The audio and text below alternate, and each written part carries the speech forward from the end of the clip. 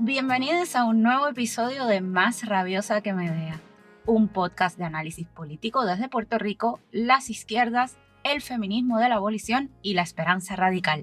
Soy Mariana Iriarte Mastronardo, anfitriona y productora buena vida de este espacio que se gesta sin recursos, pero con mucha intención para practicar el mundo en el que merecemos vivir.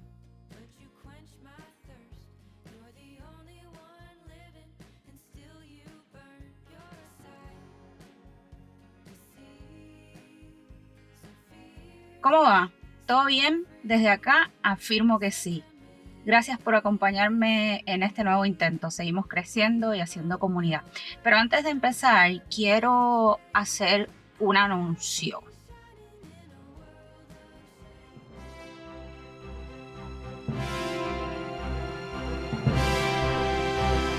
Producir un podcast lleva mucho trabajo y muchos recursos. También muchas satisfacciones, no se crean. Por eso solo es posible con tu escucha. Así que si no lo has hecho, suscríbete en tu plataforma favorita, dale 5 estrellas, compártelo y considera formar parte de nuestro club de apoyo para producir mejores episodios. Te dejo el link para suscribirte en la descripción. Pronto te dejo saber cómo puedes hacer una aportación no recurrente. Tu apoyo nos ayuda a pagar licencias de software, derechos de música, efectos de sonido y, claro, mejor equipo para que la escucha sea más placentera. Y quizá en un futuro no tan lejano, un estudio. Y bueno, ahora sí, vamos a lo que vinimos.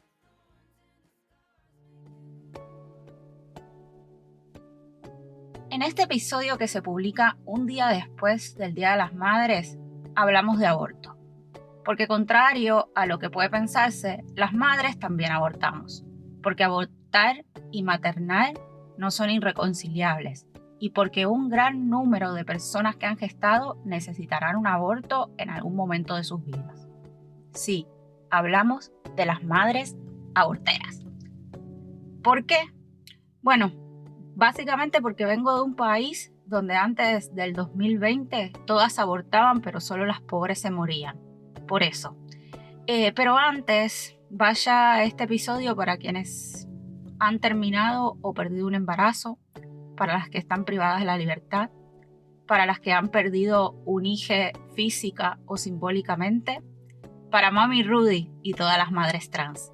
Pero sobre todo, vaya este episodio para las madres palestinas, en especial para las madres gazatíes, a las que sobreviven, a las que el sionismo les ha arrebatado sus crías, y para las crías a las que el sionismo les ha privado de sus madres.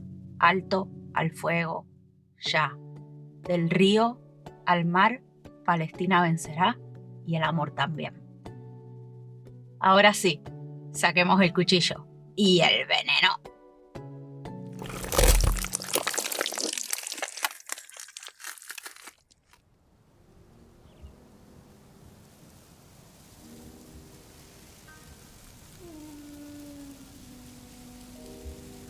Actualmente el aborto es una batalla política y legal, pero no siempre fue de esa manera. El aborto es una práctica ancestral que se lleva a cabo desde tiempos inmemoriales y se ha transmitido de generación en generación y de boca en boca entre las personas que pueden gestar. Existen registros de terminaciones de embarazo en la antigua Grecia, el antiguo Egipto y Roma, desde tampones hechos de fibras vegetales recubiertos con miel y dátiles molidos, hasta diferentes mezclas de hierbas, plantas, masajes o vendajes abdominales. Tampoco es una práctica exclusiva de eso que muy colonialmente se ha denominado civilizaciones occidentales. Las personas originarias de África, Isla Tortuga, Abya Yala, tenían sus propias prácticas y rituales, muchos de los cuales aún se conservan y se llevan a cabo por quienes han sobrevivido.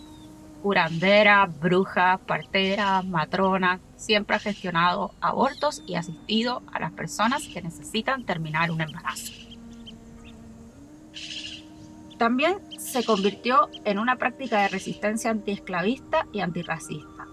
Las mujeres esclavizadas recurrían al aborto para evitar no solo que sus crías pasaran los horrores que ellas pasaban, también para evitar convertirse en meras fábricas de personas esclavizadas.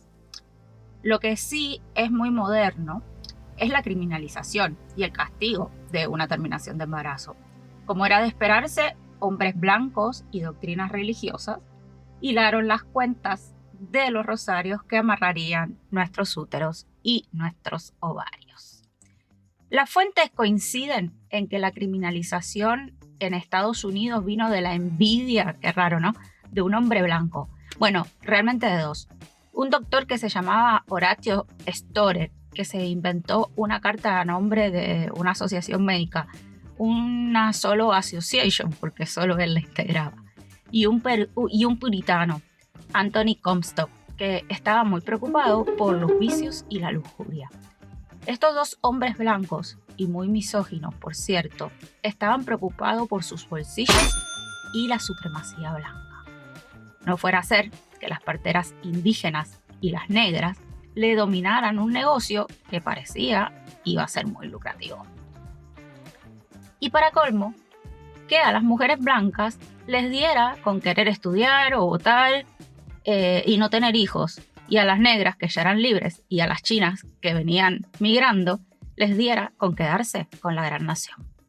Así, estos dos señores y quienes los seguían lograron que desde finales del siglo XIX se criminalizara el aborto en Estados Unidos, incluyendo que se enviaran, y escuchen esto, que se enviaran por correo información sobre aborto y juguetes sexuales.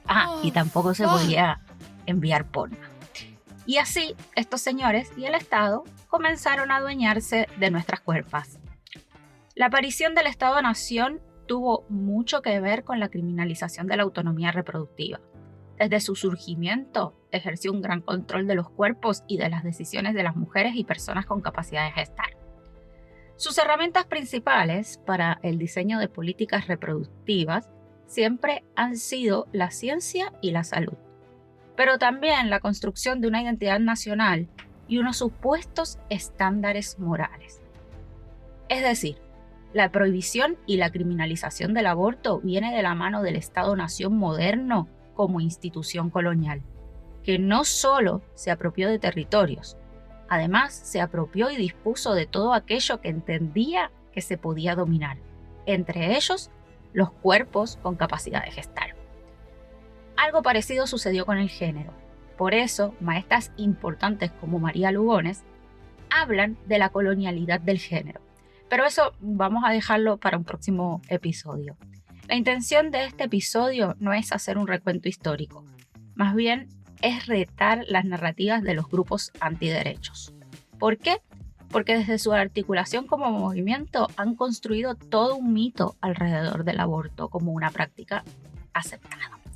Sí, estos señores, muy blancos y muy moralistas, decían que previo al siglo XIX el aborto se aceptaba en Estados Unidos porque era una muestra de la perversión moral de la nueva, entre comillas, tierra. A buen sitio, ¿verdad? Con las prácticas ancestrales de los pueblos originarios de Isla Tortuga, esos también eran unos pervertidos morales y había que civilizar. Algo similar sucedió en Abya Yala, de la mano de la Iglesia Católica y su Sagrada Concepción. Por eso te decía ahorita que entre hombres blancos supuestamente civilizados y doctrinas religiosas hilaron las cuentas de los rosarios que amarran nuestros úteros y nuestros ovarios. Y vamos, está todo bien si crees en la Inmaculada Concepción de María como dogma y la sacralizás al momento de la fecundación. Lo que sí está un poco fuera de lugar, bueno, bastante fuera de lugar, es imponerle esa creencia a otras personas que necesitan terminar un embarazo.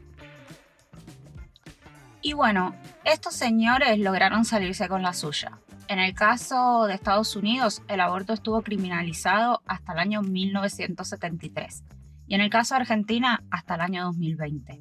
Y acá te voy a hablar brevemente de Roe versus Wade, porque Roe cambió la historia, aunque claramente no la narrativa que los grupos antiderechos habían logrado construir.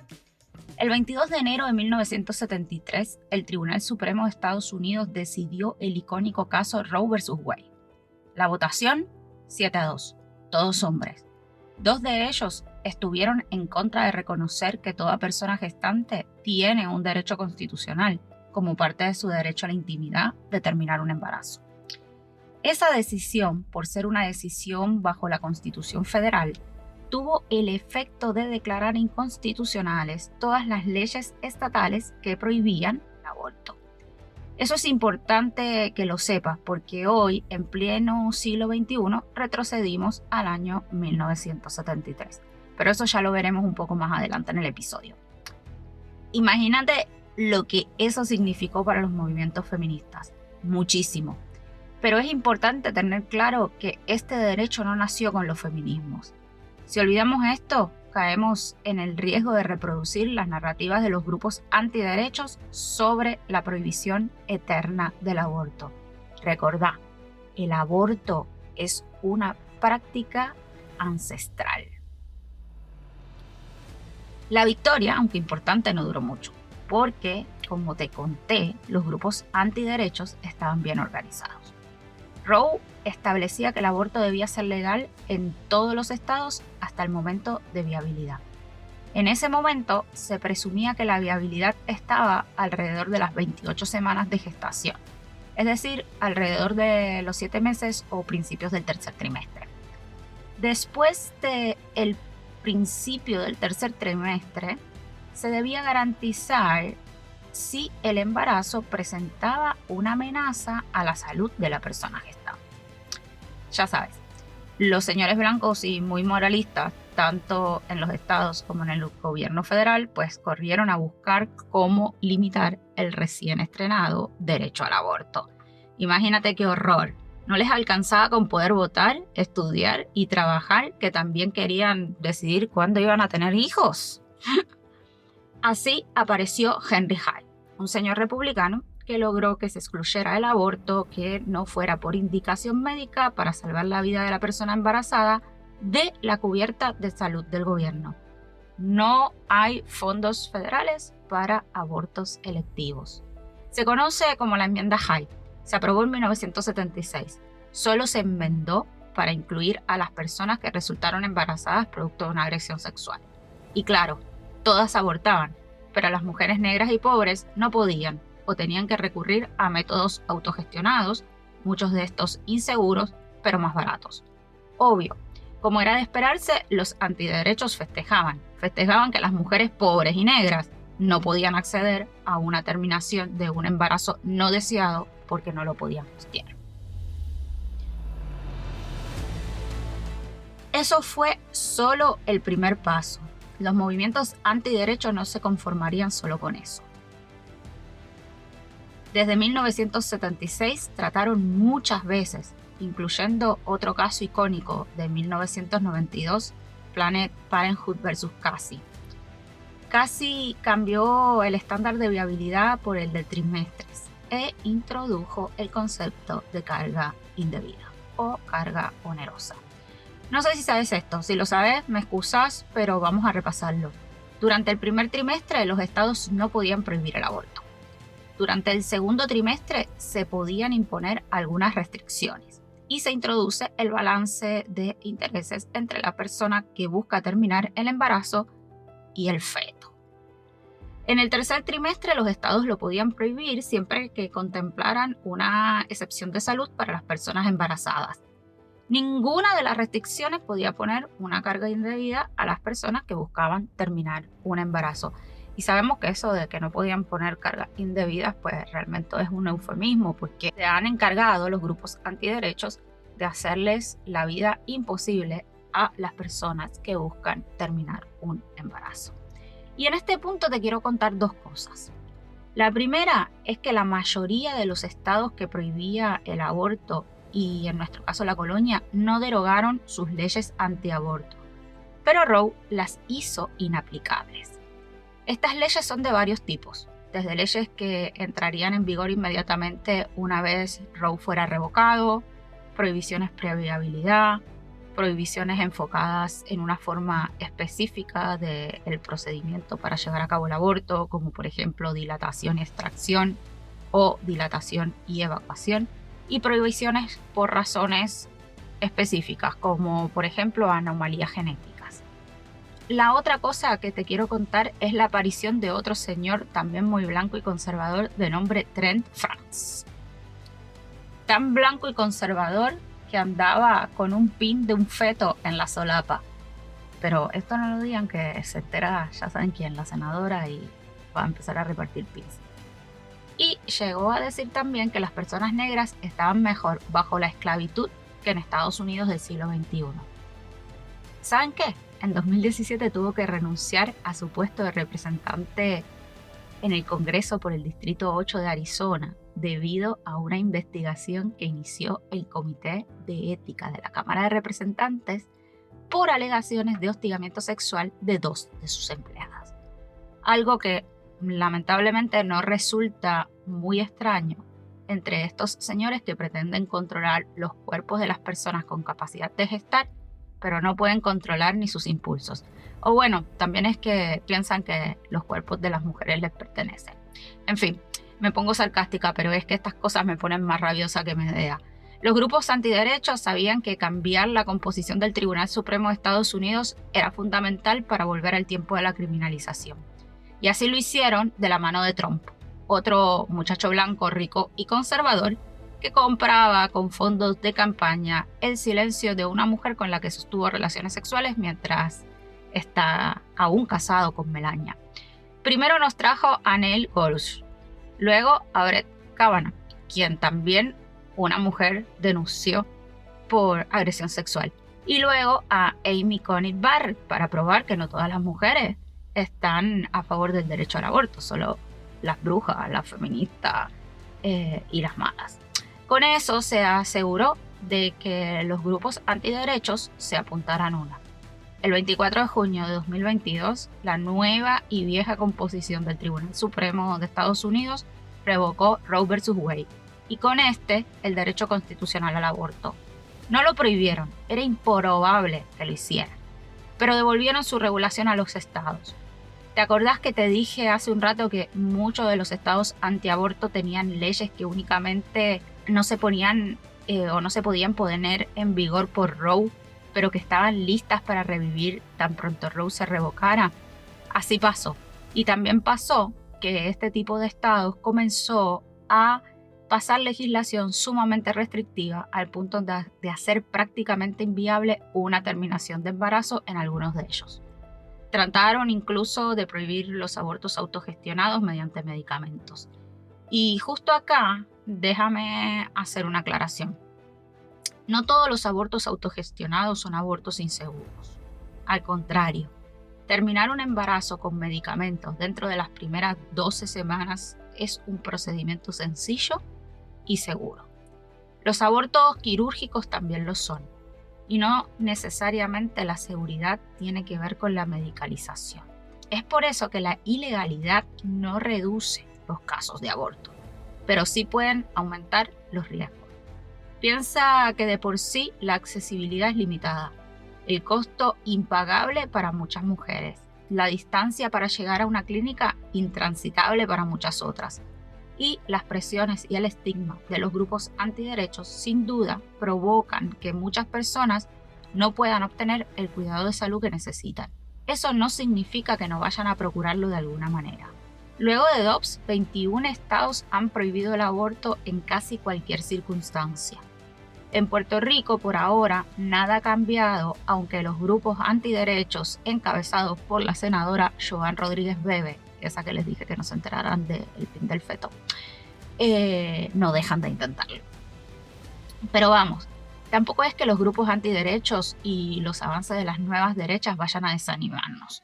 Primero, recordemos que abortamos antes, que abortamos hoy y que abortaremos en el futuro, porque el aborto es una práctica ancestral y su criminalización y estigma es producto de la colonialidad. Colonialidad que día a día vamos desarmando y retando para reapropiarnos de nuestro poder y de nuestros cuerpos. Los grupos que defienden el derecho de las personas gestantes a determinar si llevan o no a término un embarazo no se han sentado a llorar la derrota. Al contrario, Están organizándose, acompañándose, cuidándose en comunidad para seguir asegurando que cada persona obtenga lo que necesita.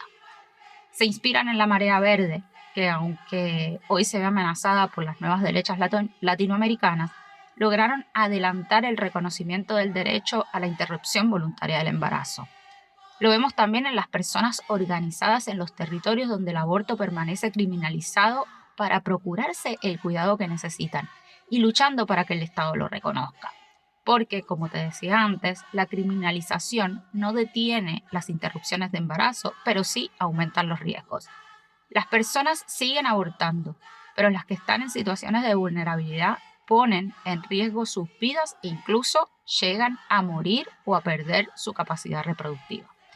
Pero seguimos juntas, porque el aborto no es un asunto de si unos están de acuerdo y otros lo repudian.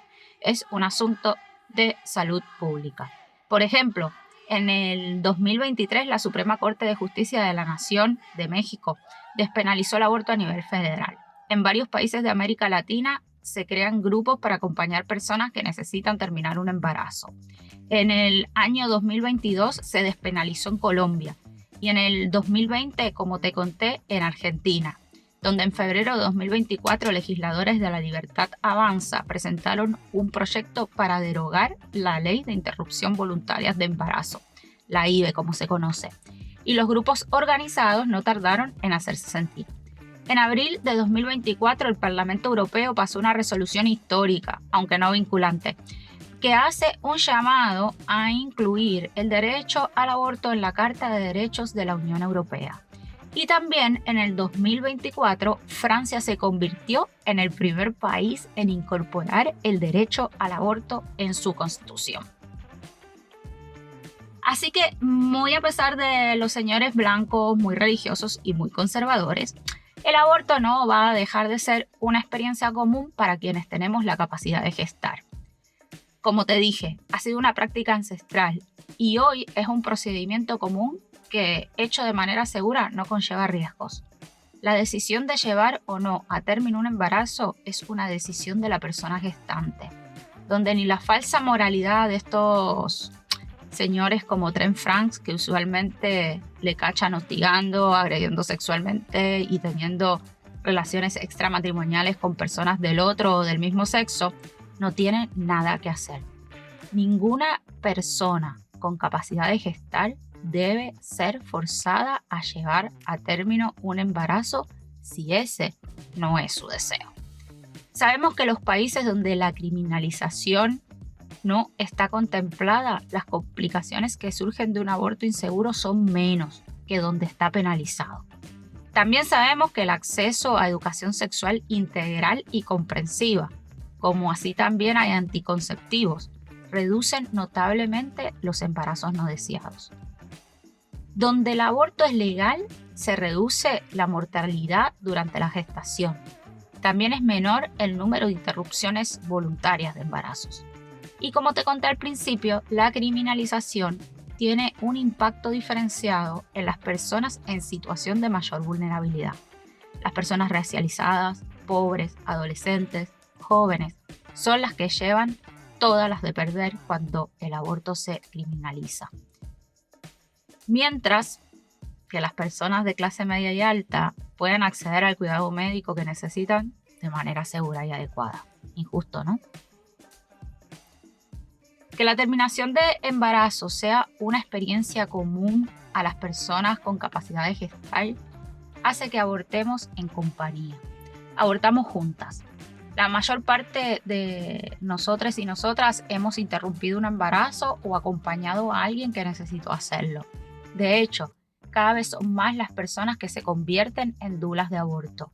Acompañamos en el procedimiento, acompañamos a través del teléfono, acompañamos cuidándonos, acompañamos protegiéndonos y un poco también abortamos juntas. Si tú o alguien que conoces tuvo un aborto o lo tendrá pronto, no olvides que siempre es mejor juntas. Comida rica, flores que siempre alegran los espacios, pat calentitos, una tarjeta o una carta y mucho amor. También muchos cuidados. Juntes rompemos los mitos. Juntas hablamos de aborto, de justicia, de lo que es y no es un aborto. Juntas enfrentamos las narrativas estigmatizantes, la vergüenza y descansamos en la comprensión, en nosotras, en nuestra compañía, sabiendo que no le debemos nada a ninguna otra persona y cada experiencia es única. ¿Y por qué escogí hablar de aborto justo después del Día de las Madres? Porque por mucho tiempo nos hicieron pensar que están las madres y entonces las personas que abortan. Pero las madres también abortamos. La mayor parte de las personas que tienen hijos han abortado antes o después de tenerles y por miles de razones distintas. No hay razones válidas o inválidas, todas son válidas, aunque la razón sea la decisión de no tener hijos. Por mucho tiempo nos han querido separar. Están las buenas y están las malas. Están las que engendran y las que llevan un embarazo a término y las que abortan y únicamente se entregan al placer sexual. Están las que se sacrifican y las egoístas que abortan para seguir su carrera o sueños o porque les da la gana. Las madres dicen, no abortamos. Pero eso es un mito. Las madres también abortamos. Las madres no somos mejores que quienes deciden no serlo. Las madres también somos aborteras. Y eso no quita que seamos madres o personas que hemos decidido llevar a término un embarazo y criar. Por eso, a vos que sos madre y abortaste, ten claro que alrededor del 70% de las personas que abortan tienen hijos. No estás sola. A vos que abortaste y no sos madre, ten claro que tu decisión es válida y que las que han decidido gestar y criar no son una calidad superior de persona. Incluso las madres abortamos. Estamos juntas en esta. Como dicen en Argentina, fuimos marea y seremos tsunami, porque no importa que intenten hacer desde el poder. Juntas nos organizamos y juntas practicamos el mundo en el que merecemos vivir. Nos tenemos y sostenemos. Abortamos antes, abortamos ahora y abortaremos mañana, cuando lo decidamos, lo querramos o lo necesitemos. Y bueno, hasta acá este episodio de Más Rabiosa que Medea. A riesgo de sonar tipo dale Juan a la canasta, te recuerdo que si te gusta y valoras lo que escuchas, suscríbete en tu plataforma favorita. Ya estamos en YouTube. Valóralo con 5 estrellas y considera formar parte de nuestro fondo de apoyo. Solo en comunidad es posible producir contenidos como el que escuchas acá. Así que ahora sí, hasta la próxima. Más Rabiosa que Medea es un podcast independiente, producido, conducido y editado por mí, con la colaboración de Dante Vélez Iriarte. Este episodio fue producido entre los dos. El diseño de sonido también es nuestro.